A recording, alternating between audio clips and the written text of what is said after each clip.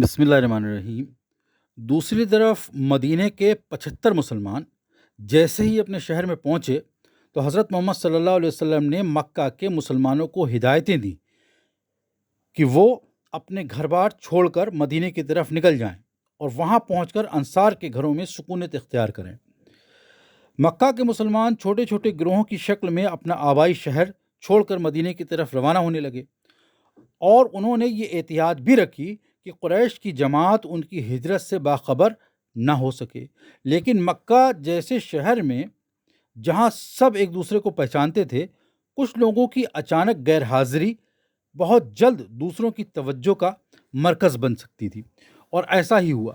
قریش کو یہ سمجھنے میں دشواری پیش نہ آئی کہ مسلمان دھیرے دھیرے مکہ سے نکلے جا رہے ہیں، لہٰذا انہوں نے ہجرت کرنے والے مسلمانوں کا راستہ روکنے اور انہیں مکہ میں ہی رہنے پر مجبور کرنے کا فیصلہ کر لیا۔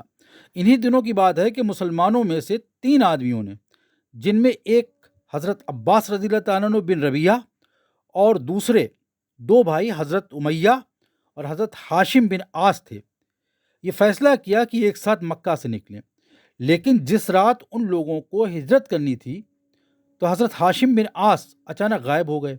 بقیہ 2 مسلمان لاچاری کے عالم میں ان کے بغیر مدینہ کی طرف روانہ ہو گئے، اور اگلے دن تمام مکہ والوں کو پتہ چل گیا کہ حضرت ہاشم چونکہ مسلمان تھے اور مکہ سے بھاگنا چاہتے تھے، لہٰذا قریش نے انہیں گرفتار کر لیا تھا۔ ان دنوں مکہ میں جیل تو تھی نہیں، لہٰذا جزیرۃ العرب کا پہلا زندان جیل قید خانہ پیغمبر اسلام حضرت محمد صلی اللہ علیہ وسلم کی رحلت کے کئی سالوں بعد کوفہ میں تعمیر ہوا۔ اس زمانے میں جب کسی کو گرفتار کیا جاتا اور سزا دینا ہوتا تو اسے زنجیروں میں باندھ کر صحرا کی تپتی ہوئی ریت پر چھوڑ دیا جاتا تھا، اور حضرت ہاشم رضی اللہ تعالیٰ عنہ کے ساتھ بھی ایسا ہی کیا گیا۔ وہ بات جس نے پیغمبر اسلام حضرت محمد صلی اللہ علیہ وسلم کو سوچنے پر مجبور کر دیا تھا، یہ تھی کہ انہیں احساس ہو چلا تھا کہ آج کے بعد ان کا رابطہ اپنے خاندان، قبیلے اور آبا و اجداد سے ہمیشہ کے لیے ٹوٹ جائے گا، جبکہ آبا و اجداد جو مجموعی طور پر خاندانی شجرے کی تکمیل کرتے تھے، اس زمانے کے جزیرہ عرب میں ہمارے آج کے شناختی کارڈ سے زیادہ اہمیت رکھتے تھے۔ اگر آج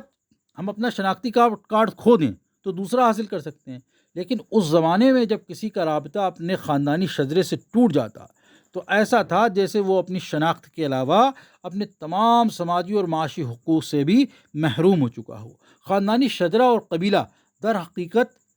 ایک ہی چیز کے 2 نام تھے۔ جب کوئی شخص اپنے قبیلے سے تعلق ترک کر لیتا تو اس کا مطلب یہ تھا کہ وہ دنیا میں اپنا سب کچھ کھو بیٹھتا تھا۔ تو پیغمبر اسلام حضرت محمد صلی اللہ علیہ وسلم نے دراصل ایک تبر، ایک قسم کی کلہاڑی ہاتھ میں تھاما تھا،